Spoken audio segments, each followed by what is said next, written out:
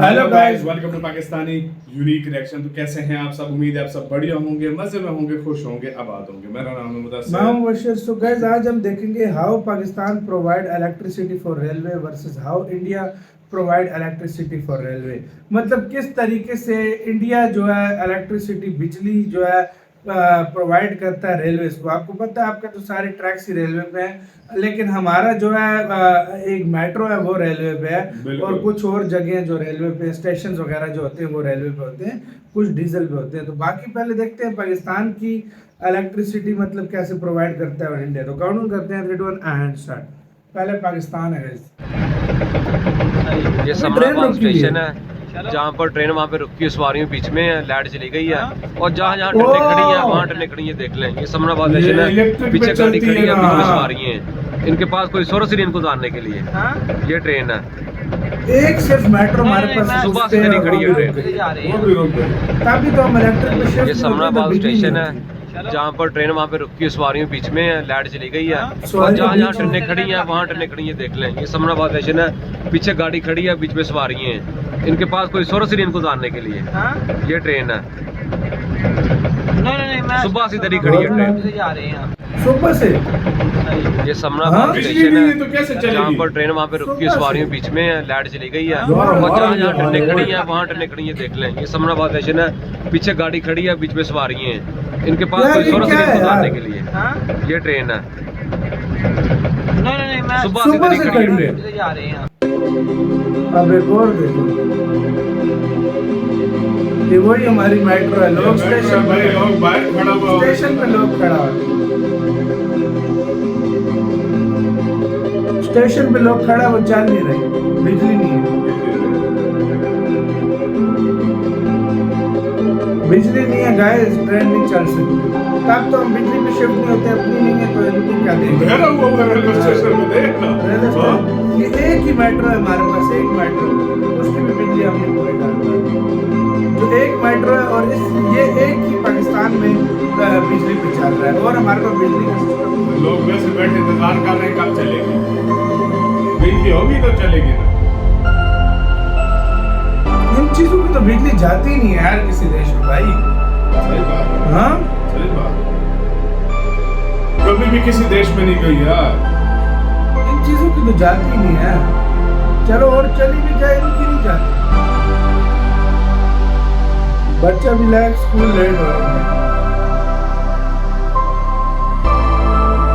Station की बिजली 3 दिन से बंद है। रेलवे स्टेशन में कायम इंतजार का कि छत भी उतर गई। मुसाफिर दूर रेलवे स्टेशन की बिजली बंद है। स्टेशन की बिजली बंद होने की वजह से मुसाफिरों को शदीद परेशानी का सामना करना पड़ा। ये डीजल ट्रेन चल जाती है, बिजली स्टेशन पे नहीं, तो टिकट कैसे देते होंगे भाई? हाथों में निकलती है ना, जबकि मॉडल टाउन रेलवे स्टेशन का मंसूबा मुकम्मल नहीं होता तो मुसाफिरों को परेशानी बर्दाश्त करना पड़ेगा। बहुत प्यारा स्टेशन है, पहले से एक पंखा लगा है, वो भी नहीं चल रहा। की बिजली गुज़िश्ता 4 रोज से बहाल न हो सकी। रेलवे स्टेशन की 12 लाख का बिल वाजिबुल अदा है। बिजली के बिल की बिल ना आने की वजह से काट दी है बिजली रेलवे स्टेशन की। बिजली ना गवर्नमेंट होने की से है, मुसाफिरों को शदीद काट दी मुश्किलात है। का सामना है। आपको अपडेट करे हैं टोबा टैक्सिंग रेलवे ये स्टेशन तो की बिजली रेलवे इससे बिल कौन ले रहा है? ये सरकारी रेलवे स्टेशन के जिम्मा 12 लाख का बिल वाजिबुल अदा है। बिजली ये की फिर बिल देखा? अदायगी के बायस बिजली का कनेक्शन मुनक़ता किया गया।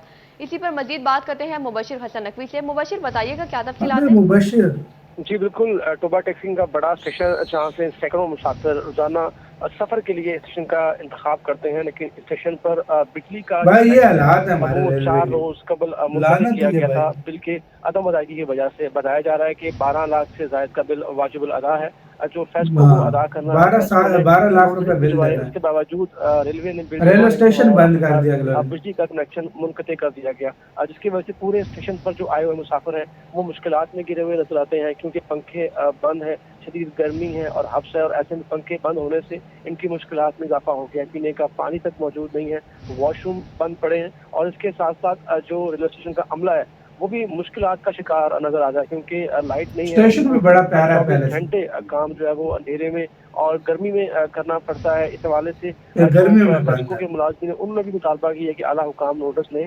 गर्मी में खासा मुश्किल है बगैर पंखे के, बगैर बिजली के काम करना। पानी की बूंद तक वो भी तरस रहे हैं। तमाम 41 मुसलसल जो है वो निशानदेही भी कर रहा है और जो से नोटिस देने का देखो लोगों को अब इंडिया में हमारे कैसे घरों में जो electricity पंखा, लाइट, टीवी और फ्रिज चलता है वो चलता है इलेक्ट्रिसिटी पे। और घरों में जितने भी इलेक्ट्रॉनिक डिवाइस है वो जितनी ज्यादा बिजली कंज्यूम करते हैं हमारा इलेक्ट्रिसिटी बिल उतना ही ज्यादा आता है। एक एवरेज डेटा के अनुसार एक नॉर्मल फैमिली का एक मंथली इलेक्ट्रिसिटी बिल 1000 रुपए आता है। मगर कम चलती है तो हमारी इंडिया में ट्रेन बिल, भी हमारा इलेक्ट्रिसिटी इधर पर ही है normal और family वर्ल्ड का का 10,000 दूसरा सबसे बड़ा रेल नेटवर्क होने के कारण यहाँ इलेक्ट्रिक ट्रेन की भरमार है। ऐसे में क्या आप जानते हैं कि आखिर इन ट्रेन में कितना इलेक्ट्रिसिटी कंज्यूम होता है? चलिए इसका एक अप्रॉक्स डेटा आपके सामने रखते हैं। देखिए इंडियन कितना रेलवे हर electricity? साल सिर्फ पैसेंजर ट्रेन को ऑपरेट करने के लिए 21.7 अरब यूनिट बिजली की खपत करती है और बाकी दूसरे काम के लिए 3.3 अरब बिजली यूनिट खर्च करती है। तो एक साल में कुल मिलाकर 25 अरब यूनिट बिजली खर्च हो जाती है। अगर एक average per unit electricity cost 6 रुपए 25 पैसे माना जाए तो टोटल इलेक्ट्रिसिटी बिल 156.25 अरब रुपए होता है। मगर इतना पैसा प्रोविजन ऑफ होता ही नहीं है। इलेक्ट्रिसिटी एक्ट 2003 के अनुसार रेलवे को डीम्ड इतना होता ही डिस्ट्रीब्यूशन का नहीं है लाइसेंस पैसा मिला भाई। हुआ है और CERC के एक जजमेंट में ये साफ बताया गया है कि रेलवे एक ऑथराइज्ड बॉडी है जो इलेक्ट्रिक ट्रांसमिट और डिस्ट्रीब्यूशन दोनों करती है। और रेलवे ने Ratnagiri gas power plant limited से 500 मेगावाट बिजली 4 रुपए 70 पैसे की दर से 2016 में ही लेना शुरू कर दिया था। इसके अलावा बिहार के नवीनगढ़ प्लांट से भी रेलवे सस्ते दर में इलेक्ट्रिसिटी लेती है, जिसके कारण रेलवे को इलेक्ट्रिक कंज्यूम करने पर बहुत ही कम अमाउंट पे करना होता है। मिनिस्ट्री ऑफ पावर के अनुसार साल 2021 से 2022 में पूरे इंडिया में 1347 अरब यूनिट बिजली मौजूद थी, जिसमें रेलवे इसका सिर्फ 1.8% बिजली ही खर्च करता है, जो कि 26 अरब यूनिट है। Everybody welcome to the railway store channel. तो रेल इन्फो सीरीज की आज के इस एपिसोड में हम इंडियन रेलवेज में यूज होने वाली इलेक्ट्रिसिटी की सोर्स के बारे में डिस्कशन करने वाले हैं। एपिसोड को एंड तक जरूर देखिएगा क्योंकि इस एपिसोड में कुछ साइंटिफिक टॉपिक को भी डिस्कशन किया गया है, जैसे कि रेलवेज की इलेक्ट्रिसिटी का कनेक्शन कभी बंद क्यों नहीं होती है, रेलवेज में कुछ दूरी के बाद पावर स्टेशन को क्यों बनाया जाता है, रेलवेज का कनेक्शन सिर्फ एक ग्रिड से नहीं बल्कि इससे भी ज्यादा ग्रिड से क्यों होती है आदि।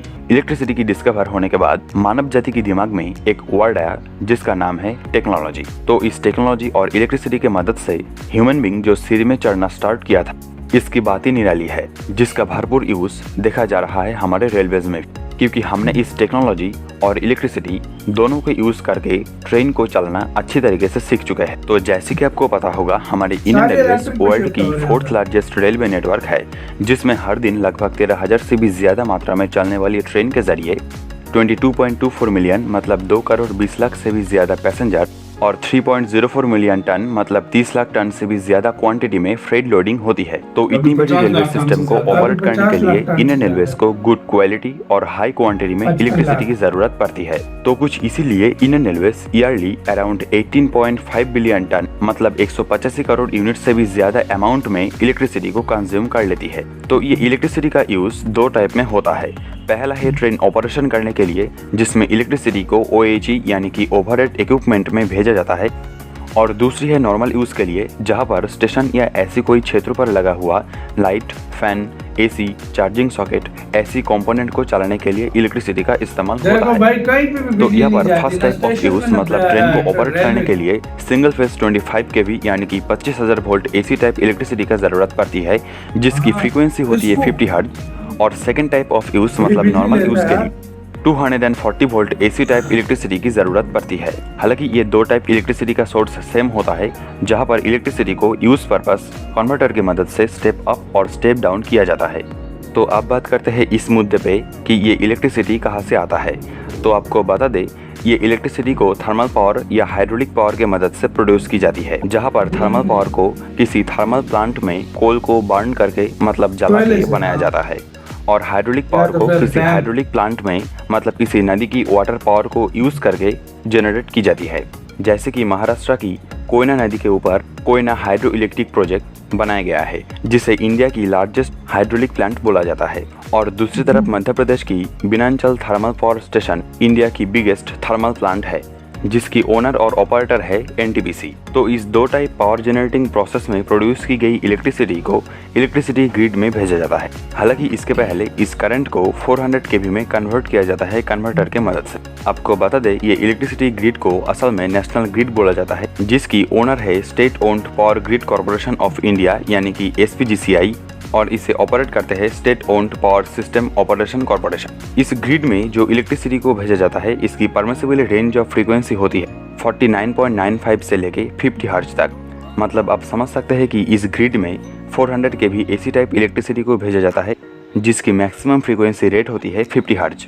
और इंडिया की ये नेशनल ग्रिड वर्ल्ड की one of the most operational synchronous grid है, जो 371.054 gigawatt install power generation capacity के साथ आती है।